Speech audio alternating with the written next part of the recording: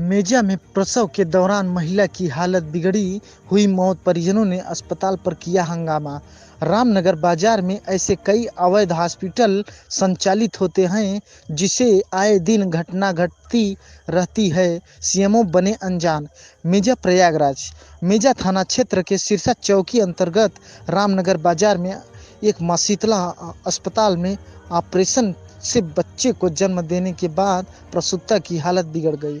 उसे जबरन शहर रेफर कर दिया गया। रास्ते में उसकी दर्दनाक मौत हो गई। मौत के बाद परिजन शव को लेकर अस्पताल पहुंचे।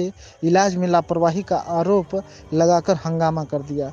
सूचना पर चौकी प्रभारी सिरसा मैं फर्स्ट मौके पर पहुंचकर मोर्चा संभाला। मिली जानकारी के अनुसार मेजा थाना क्षेत्र के उसकी गांव में संदीप भारतीय से शादी काजल भारतीय की शादी 2 साल पहले हुई थी।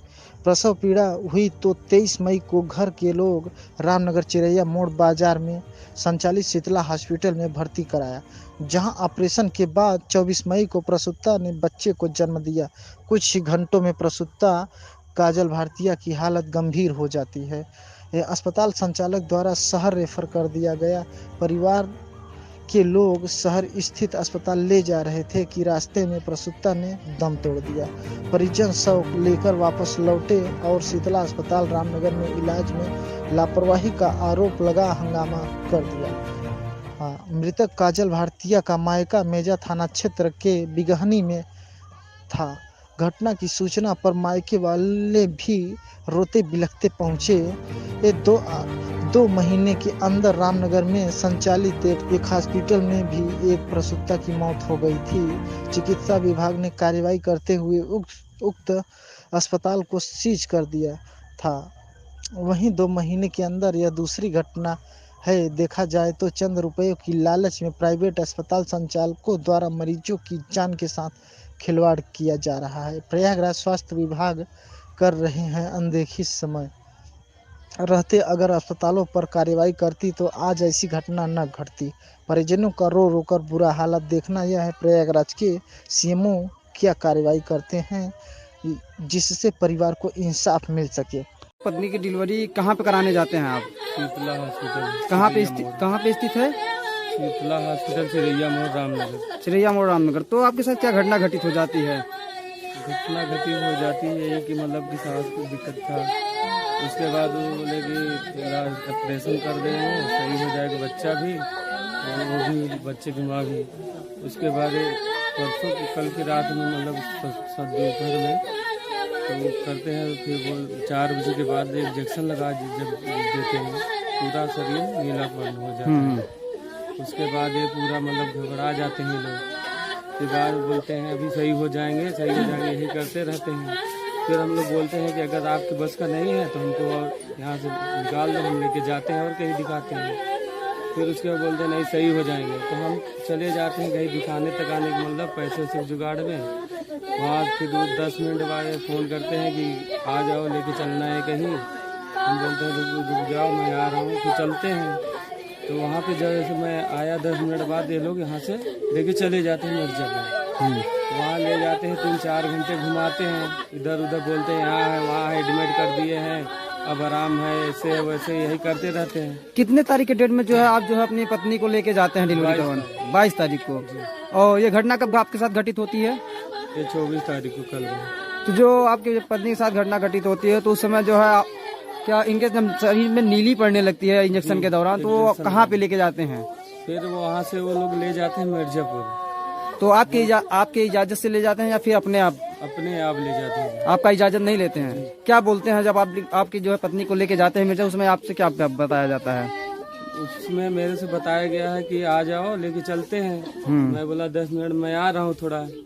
उसके बाद मैं वहाँ जाता हूँ तो लेके चले जाते हैं। फिर उसके बाद फोन भी नहीं उठाते हैं, सही बताते कहीं न कहीं आपके पत्नी के साथ जो है जबरन लेके जाया जाता है? जबरन लेके गए जी। तो वहाँ पे जो इलाज कहाँ पे किस हॉस्पिटल में करवाते हैं? मिर्जापुर लेके जाते किस हॉस्पिटल में? ये चीज हमको नहीं बताते थे सही कि यहाँ पे है, वहाँ बस बोलते थे एडमिट है, सही है।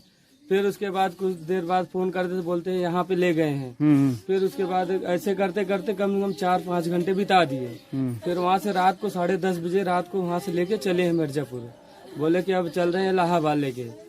तो मैं बोला ठीक है आ जाओ फिर ले आखिर जब आपको जब रामनगर चिरैया मोड़ में इलाज के दौरान जब उनकी शरीरें नीले पड़ने लगती है तो इलाहाबाद शहर के लिए ले जाने के बजाय मिर्जापुर क्यों ले जाते ले जाते क्यों ले जाते हैं? वो अपने मनमानी ले जाते हैं, बोलते हैं हमारा हॉस्पिटल है, उनका खुद का हॉस्पिटल है। जी बोलते हैं हमारा हॉस्पिटल है, ले चलते वहाँ एडमिट कर देंगे, सही हो जाएंगे। यही बात बोल के लेके जाते हैं और हम तो थे नहीं। फिर वहाँ से कहाँ ले जाते हैं? जब वहाँ 4-5 घंटे तक घुमाते हैं, 4-5 जगह तक, उसके बाद फिर वहाँ से आते हैं। कहीं ना कहीं आपको गुमराह किया जाता हाँ, है। बस गुमराह किया जाता है कि बस यहाँ है वहाँ है।